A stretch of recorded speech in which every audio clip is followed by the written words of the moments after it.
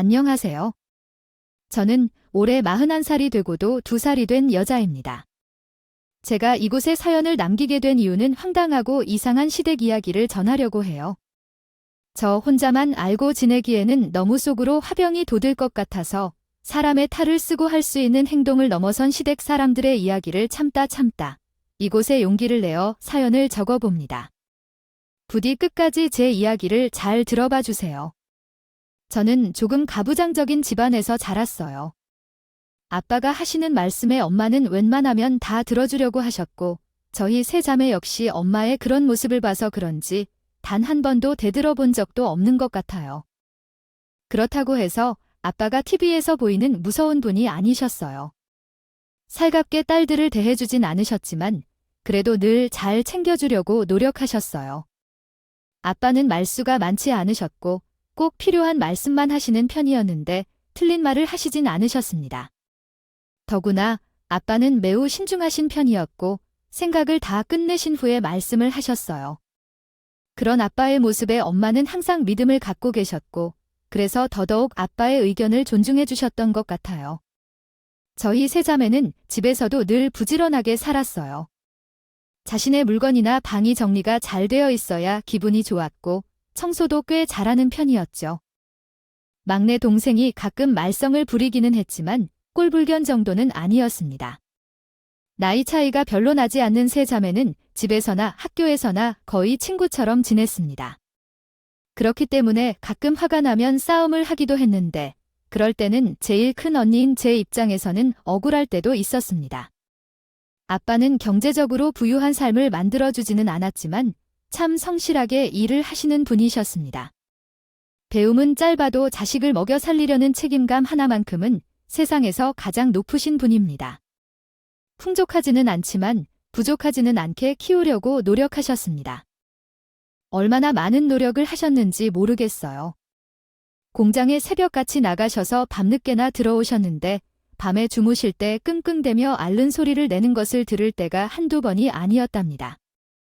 저는 첫째 딸이라서 그런지 부모님의 모든 일에 동생들보다 훨씬 더 관심이 많았어요. 옛말에도 장녀는 살림 미천이라는 말이 있잖아요. 남들보다 철도 빨리 들고 집안을 도와주는 역할을 해서 그런가 봅니다. 아빠의 그 모습을 보면서 한때는 아빠 같은 사람과 결혼을 하면 좋겠다고 생각했어요. 소처럼 열심히 일하시고 쓸데없는 소리도 잘 안 하시고요. 묵묵하게 힘든 일을 헤쳐나가는 모습이 정말 멋있으셨어요. 제가 이런 말을 하기에 동생들은 콧방귀를 뀌었었어요. 언니는 진짜 취향이 독특하다. 난 세상 천지 아빠처럼 재미없는 사람은 처음인데 어떻게 그런 사람과 같이 살 수 있을까요? 우리 엄마는 정말 대단한 분이야?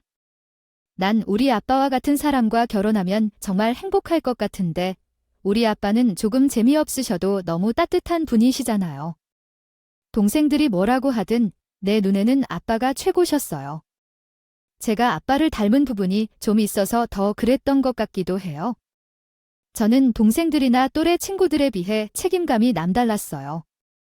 학교나 집에서 한 약속은 꼭 지키려고 노력하는 스타일이었습니다. 제가 해서는 안 될 일도 손수 처리하는 성향이었죠. 그래서 학교에서는 선생님들께서 매우 호감을 갖고 계셨고 때로는 무거운 일도 직접 시키시기도 했습니다. 친구들은 이런 저를 보고 내 늙은이 같다며 비웃기도 했지만 철저한 성실함으로 더 그런 모습으로 비춰졌던 것 같아요. 그러던 중 고등학교에 입학할 무렵 우리 집안에는 예상치 못한 사건이 발생했습니다.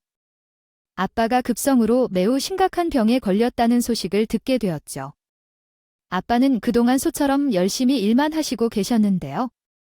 병원에 잘 안 다니셨는데 그 사이 무서운 병이 점점 커져나가고 있었던 것 같아요.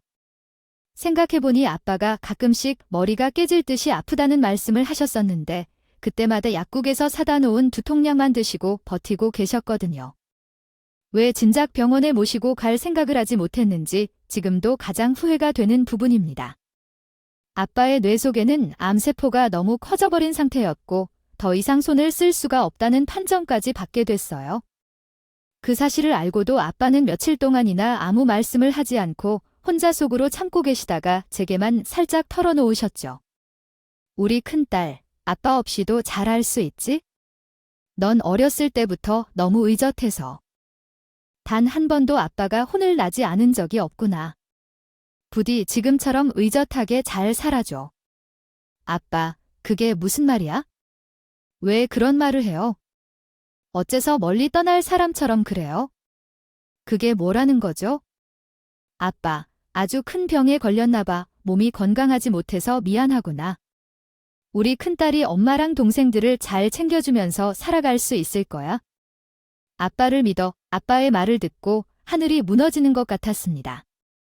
눈물을 하염없이 흘리는 제 모습 옆에 아빠는 그저 묵묵하게 자신의 병에 대해 이야기하시는데 그 모습이 얼마나 더 슬프게 느껴졌는지 몰라요. 제게 그러한 고백을 한 후 아빠는 정말 몇 달 만에 몰라보게 상태가 안 좋아지셨고 결국은 호스피스 병동에서 생을 마감하게 되셨어요. 갑작스러운 상황에 저희 가족은 정신을 차릴 수가 없는 지경에 이르렀습니다.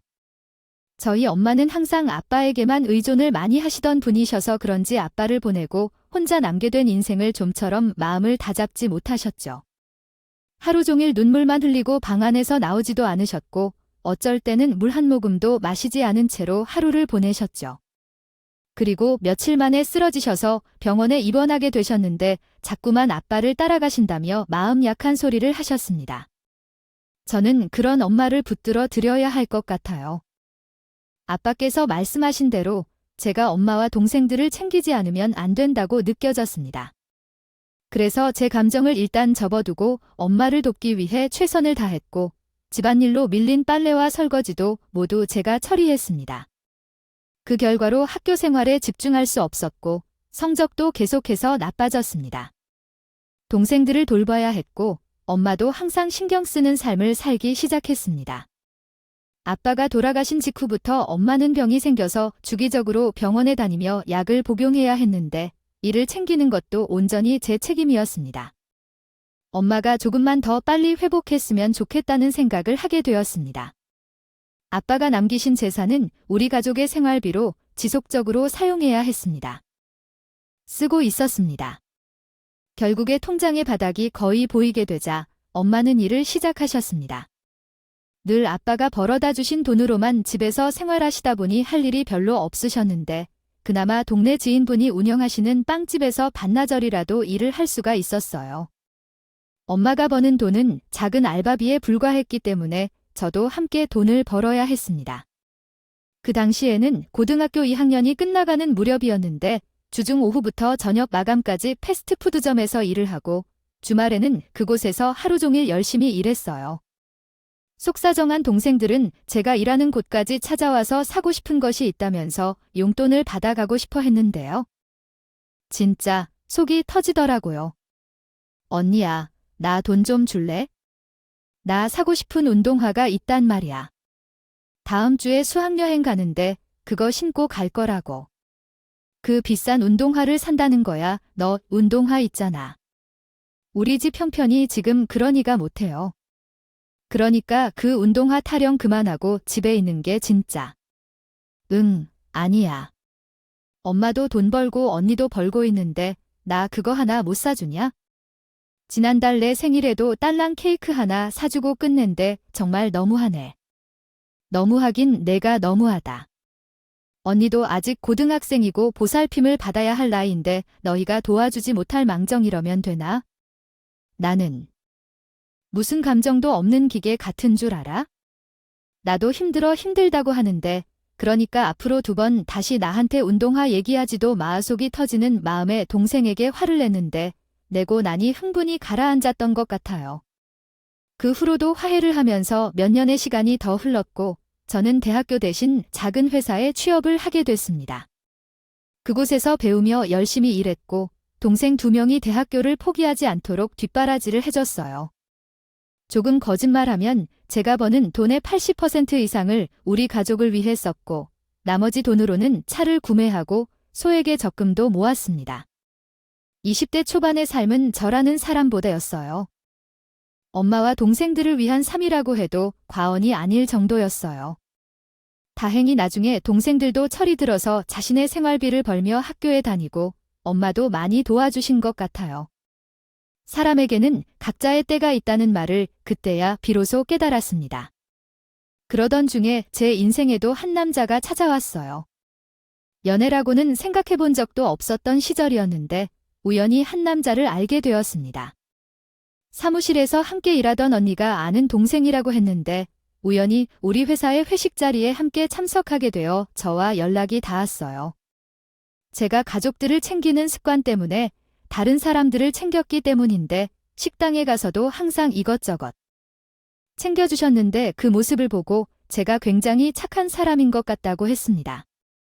제게 조용히 연락처를 알려달라고 하면서 남자친구가 있는지 물었는데 그때 그 순간이 얼마나 떨렸는지 그 설렘이 아직도 기억나네요.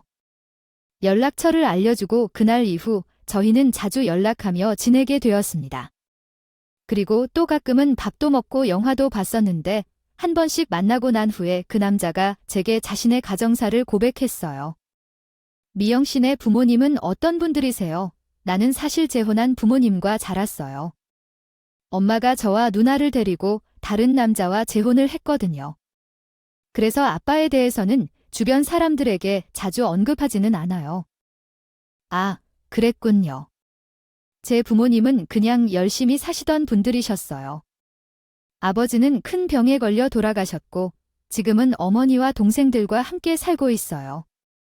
새 아버지는 어떤 분이세요? 그냥 좋은 분이세요?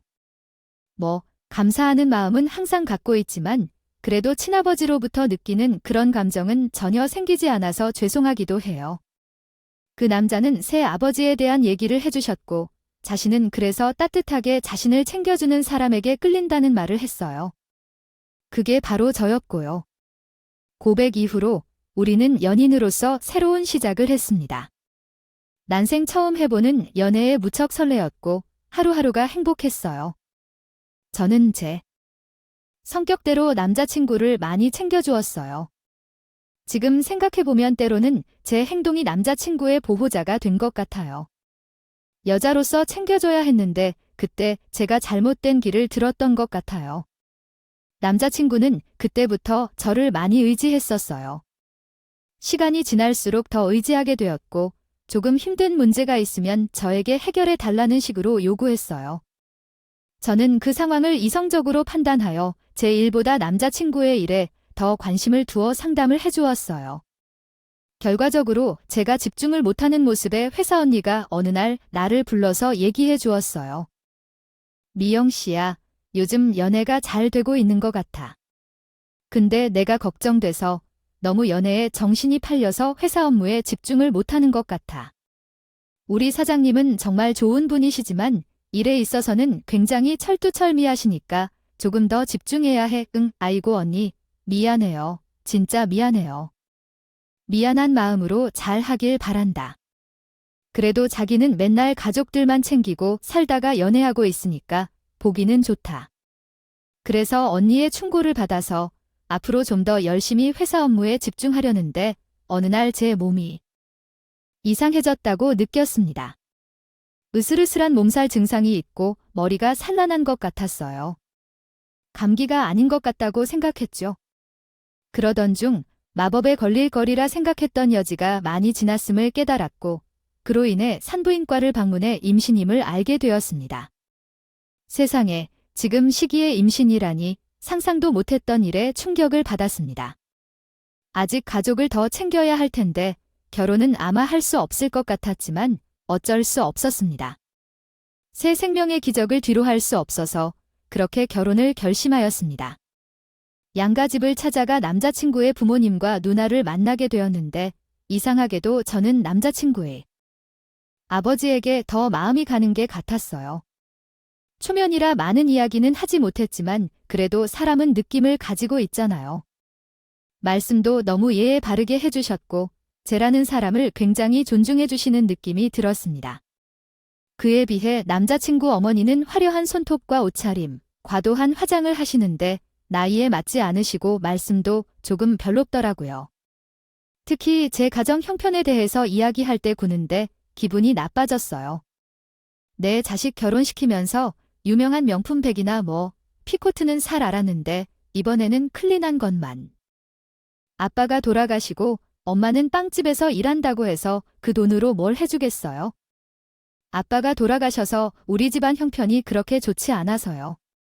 죄송합니다. 내 딸이랑 나랑 이번 기회에 좀 얻어입나 했는데 클럽 그만 들렸어요. 그래도 뭔가 혹시 알아 사람이 요새 영원한 건 아니니까 나중에 다시 결혼할 때라도 너를 입을 수 있으니까 그때를 기다려야겠네요. 상당히 기분 나쁜 말씀을 툭툭 내뱉는 예비 시댁의 자리가 살짝 걱정이 되더라고요. 그런데 더 걱정되는 것은 신우 자리였습니다. 신우는 남자친구보다 2살 위에 있었고 갓 태어난 갓난아기가 있었지요. 제가 인사를 하러 간 자리에서부터 아무렇지 않게 술을 마시고 널브러져 있더라고요. 그 모습을 보고 정말 깜짝 놀랐어요. 그래도 제가 이 집에 인사를 드리러 온 예비 며느리인데 어쩌면 저런 행동을 할 수 있을까 싶을 정도였죠. 그 와중에 예비 시아버지는 2사람의 행동에 대해 말씀을 하시며 중재하셨지만 그 둘은 채도 하지 않았습니다. 한눈에 보기에는 이 집안에서 예비 시아버지의 서열이 굉장히 낮았던 것 같아요. 불편한 자리를 끝내고 결혼을 준비하는 과정에서 역시 몇 번의 부딪힘이 있었습니다. 혼수 물품이며 가정가구 목록이며 말도 안 되는 과한 요구를 하시며 저희 엄마에게 전화까지 하셨는데요. 도무지 그런 행동을 이해하기 어려웠어요. 딱히 남자친구 집도 굉장히 잘 사는 편은 아니라서 오래된 아파트 전세 하나를 마련해 주셨거든요. 저는 그동안 가족들을 위해 모든 돈을 써왔기 때문에 많은 돈이 없어서 솔직히 대출까지 받았습니다. 최소한의 것이라도 제대로 해내고 싶었거든요. 엄마는 돈을 융통해서 대출받는 것도 잘하지 못하시는 스타일이셨기 때문에 제가 모든 것을 알아서 해결해야 했어요. 이럴 때 얼마나 아버지가 그리웠는지 아버지가 잠들어 계신 곳에 가서 엄청나게 울기도 했었어요. 그렇게 우리는 최대한 빠른 시간 안에 결혼을 하게 되었고 아이를 출산했습니다. 갚아야 할 빚이 있었기 때문에 아이를 낳고서도 곧바로 직장에 다녀야 했던 그때가 매우 힘들었어요. 아이를 어린이집에 맡기고 직장에 나가야 했는데 그때는 죄책감이 매우 컸습니다. 회사에서도 하루 종일 아이가 눈에 띄어 갑자기 눈물이 쏟아질 정도였어요. 그런 시기를 겪으며 저는 악착같이 버텨냈고 대출금도 어느 정도 갚으면서 남편 몰래 조금씩 친정에 생활비를 보내드렸습니다. 시댁에 최대한 예의를 받으려고 자주 찾아뵙고 맛있는 것도 선물했었는데 한날 시부가 저를 부르시고 봉투 하나를 건네주셨어요. 그때 시부가 새아가 이거 바꿔라. 얼마 안 되는데 아무에게도 주지 말고라고 말씀하셨습니다. 맛있는 것을 사 먹고 옷도 한 번 사 입겠다는 말이네. 이게 뭐죠, 아버님? 봉투예요. 정말 괜찮아요. 참말로 말고 받아 열심히 살아가는 모습이 너무 기특하고 예쁘니까. 회사에서 일하면서 아이를 키우고 가정을 꾸려나가는 게 보통의 일이 아닐 텐데 어떻게 그렇게 잘 하시는지 정말 기특하네. 얼굴이 말이 아니다. 오래전부터 이렇게 생각해 오셨나 봐. 맛있는 것 좀 사 먹고 그렇게 해. 이건 우리 둘만의 비밀이야. 시부는 정말 따뜻하신 분이셨어요. 이 집안에서 저를 이렇게 생각해 주시고 챙겨주는 분은 오로지 15명 뿐이셨죠. 시부를 보면서 친정 아빠 생각이 정말 많이 났어요. 우리 아빠가 살아계셨으면요. 분명히 이렇게 해주셨을 터인데 하는 생각을 하면서 많이 그리워졌어요. 그날 이후로 서로 조금 더 특별한 관계가 된 것 같아요. 다른 사람들이 모르는 비밀 같은 일이 생겼거든요. 때로는 제가 먹어야 할 약까지 직접 만들어서 회사로 보내주실 만큼 정말 따뜻한 분이셨습니다. 그런데 다른 가족들은 시부를 무슨 돈을 버는 기계 정도로 생각하시는 것 같았어요. 무슨 말을 해도 무시하고 재미없다고 비웃으며 했고 특히나 시모는 시부를 잘 챙겨주기보다는 자신이 혼자 노는 일에만 관심이 있는 사람이었습니다. 그리고 제가 경악했던 일이 하나 있었죠. 회사에 있었던 하루 동안 월차를 내고 시모가 좋아하는 음식을 가져와 시댁으로 향했어요. 그런데 시모는 제가 집안에 있는데도 불구하고 어떤 남자와 방 안에서 통화를 하셨는데 시부욕을 엄청 하시면서 사랑 고백까지 하고 계십니다. 그 인간 말도 하지 마 바보 같은 놈. 그나마 돈이나 척척 벌어다 주고 내 자식들한테 잘해주니 같이 살지? 재미도 하나도 없고 말주변도 없는 놈이랑 내가 미쳤다고 같이 있을 순 없어. 자기랑 보고 있으니까 질투도 하지 마 알았지? 사랑해, 자기야. 시모의 말에 저는 몹시 충격을 받았어요. 며느리와 함께 있는 공간에서도 마치 아무 일도 아닌 듯이 전화를 받을 만큼이니 억지로 끌어넘길 수 없을 정도였어요. 제 눈치를 살피는 사람은 아니었고 자신의 욕망만 따르는 관심 많은 사람이었습니다. 이런 어머니에서 태어난 남편은 정말 불쌍할 만큼이었어요. 하지만 나쁜 속마음을 시부에게 털어놓을 수는 없었고 시부를 보면 뭔가 모르게 연민이 들어서 정말 마음이 아프기도 했어요. 그 후 몇 년이 지난 후 이번에는 신우가 문제를 일으켰습니다. 갑작스럽게 집을 떠나서 우리 집으로 짐을 싸서 아이를 데리고 왔어요. 야, 오늘부터 너희 집에서 좀 머물면서 신세 질겠다. 어차피 내 동생이 해줬던 일이니? 아파트니까 뭐 하는 거야? 그게 무슨 소리야? 짐을 다 챙겨왔고 나 이혼했잖아. 몰랐어. 어디 호텔에서 자는 것도 한계가 있고 우리 집에 있는 것도 눈치가 보이고 뭐 그렇고. 그래서 왔다고.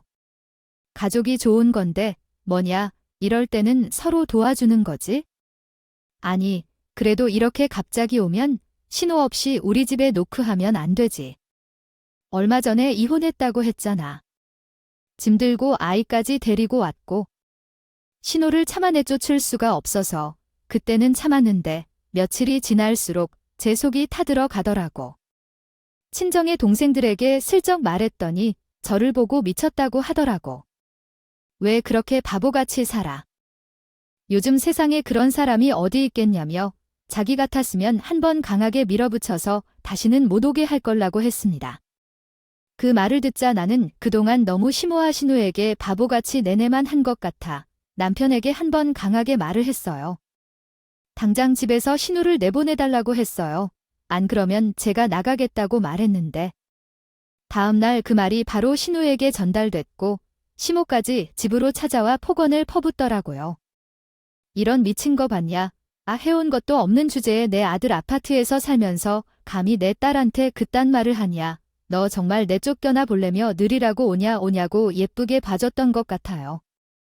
어머니, 그게 그런 뜻이 아니라 너무 갑작스럽게 갑자기고 나발이고 하나밖에 없는 신호를 내가 어떻게 그런 식으로 할 수가 있냐네. 동생이 이 꼴이라면 이럴 수 있겠어. 하주애가 싸가지가 없구만. 시모의 폭언이 이어지던 그때 시부가 나타나셨고 시모를 데리고 나가셨습니다. 그때 시부가 오시지 않으셨더라면 어떤 일이 일어났을지 정말 암담하네요. 남편은 그런 스타일이에요. 본인이 해결하지 못하는 불편하고 힘든 상황이 생기면 쪼르르 달려가서 누군가에게 다 얘기를 하고요.